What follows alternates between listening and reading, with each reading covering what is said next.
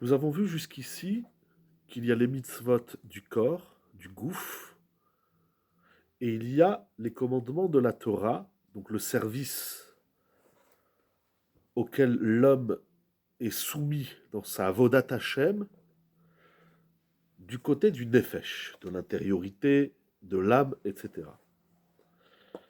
Et nous avons vu qu'il est tout aussi important de servir Hashem par le corps, de réaliser, pratiquer les mitzvot physiques, mettre les téphilines, faire la tzedaka, mettre la mezouza, faire Shabbat. Mais il y a également les mitzvot du cœur, comme l'amour d'Hachem, la crainte d'Hachem, l'amour de son prochain, etc. Le Rav nous invite à aller plus loin. Poussons l'idée plus loin. Il y a la réalisation des commandements du nefesh, des commandements de l'âme. En plus de cela, en vérité, la réalisation des commandements du corps actif dépendent de la partie profonde, intime de l'être humain. En vérité, il n'y a pas deux parties, deux types de commandements, deux types de devoirs.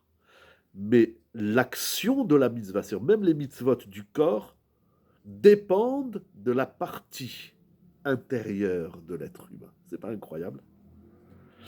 Car c'est le nefesh qui donne à l'homme l'énergie de la volonté, le koach haratson, ainsi que les autres kochot, les autres énergies, afin de réaliser les commandements actifs. Donc, premièrement, chaque action, je mets les téphilines, j'allume les nérodes de Shabbat, je fais la prière. Chaque action est précédée d'un ratson, qu'on traduit populairement d'une volonté, d'une décision.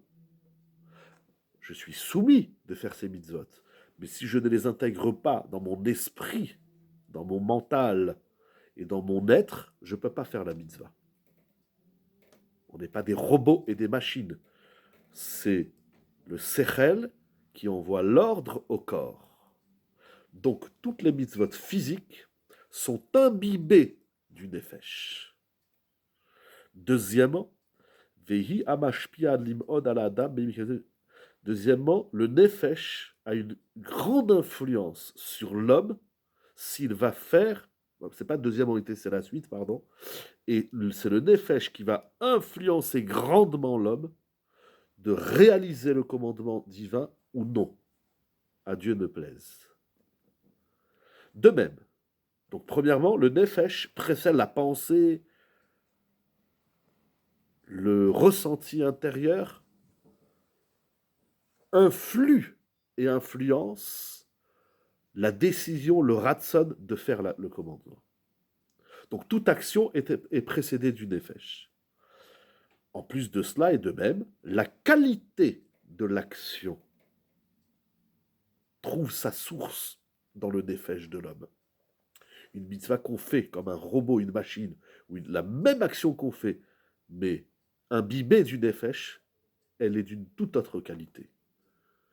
Car l'action, la réalisation physique de la mitzvah, les Shem Shamaim, au nom de l'Éternel, avec amour, crainte, joie, dans l'exigence et la précision de la halacha, ainsi que tous les autres aspects de la réalisation de la mitzvah, sont différentes étapes et différentes couches qui sont indissociables de la perfection, totalité et plénitude de l'action de la mitzvah.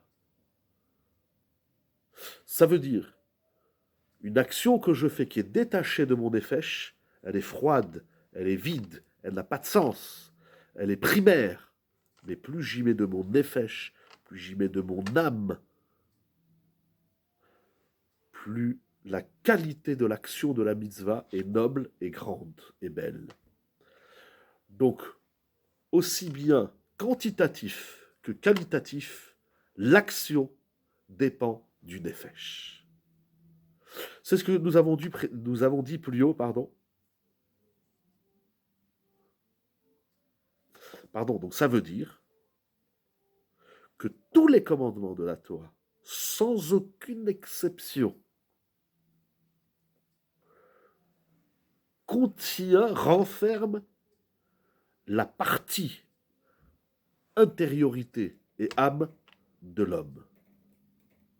Donc la voda du nefesh n'est pas réservée au nefesh, mais touche toute la Torah tout entière. Là où il n'y a pas de nefesh, il ne peut pas y avoir de mitzvah.